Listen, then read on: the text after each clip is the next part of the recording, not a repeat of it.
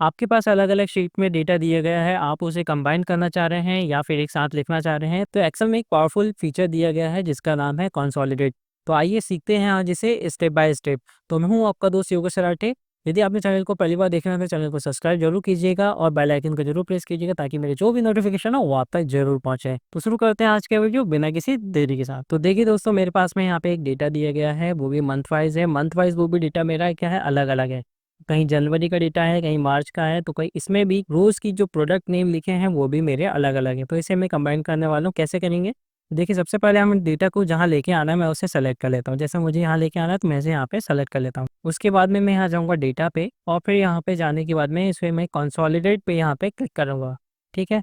यदि आप इसका शॉर्टकट है तो शॉर्टकट के लिए हम क्या करने वाले हैं, तो सबसे पहले शॉर्टकट यूज़ करना है। यदि आपको ऑल्ट के साथ में एएन यूज़ करेंगे तो आपको कंसोलिडेट आ जाता है। तो अब इसके बाद में आप यहाँ पे देखेंगे, आपको यहाँ पे एक फंक्शन दिया गया है। आप जो भी यूज़ करना चाहते हैं, जैसे मेरे केस में मुझे सम यूज़ करना है तो मैं सम यूज़ कर लेता हूँ। ठीक है? रेफ़रेंस ये है, रेफ़रेंस में ये थी मेरा डेटा कहाँ-कहाँ पर है, मुझे ये सेलेक्ट करना है। तो मेरा डेटा एक यहाँ पर है, उसे मैं फिर वापस जाके मुझे करना है एक-एक करके ऐड। तो अब एक-एक करके मैं ऐड कर लेता हूँ सारे डेटा को।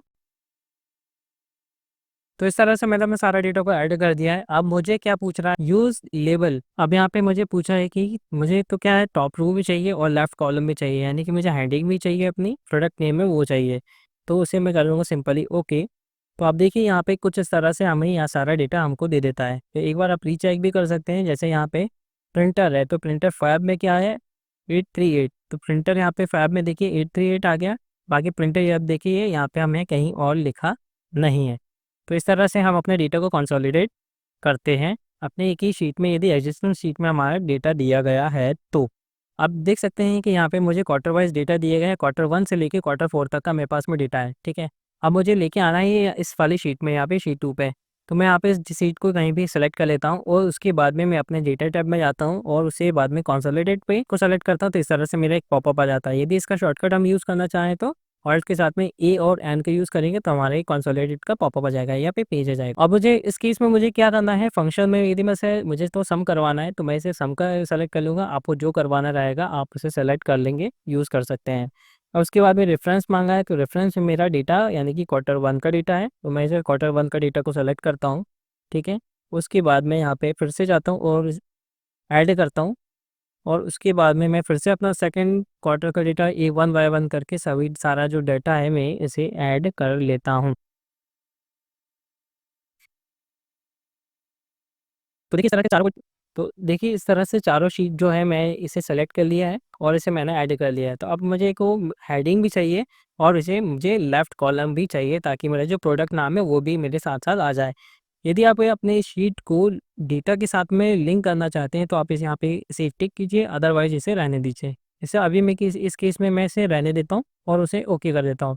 तो आप देखेंगे तो सर मेरा जो सारा डेटा है वो इस तरह से आ जाता है। अब यदि आप अपने डेटा को यदि हम लिंक करना चाहते हैं, मैं यहाँ पे इसे क्लिक करता हूँ और मैं अपने डेटा को यदि लिंक करता हूँ, तो लिंक करने के बाद में मेरा जो डेटा है, यहाँ पे ऐसे मैं लिंक करा और लिंक करने के बाद में ओके किया।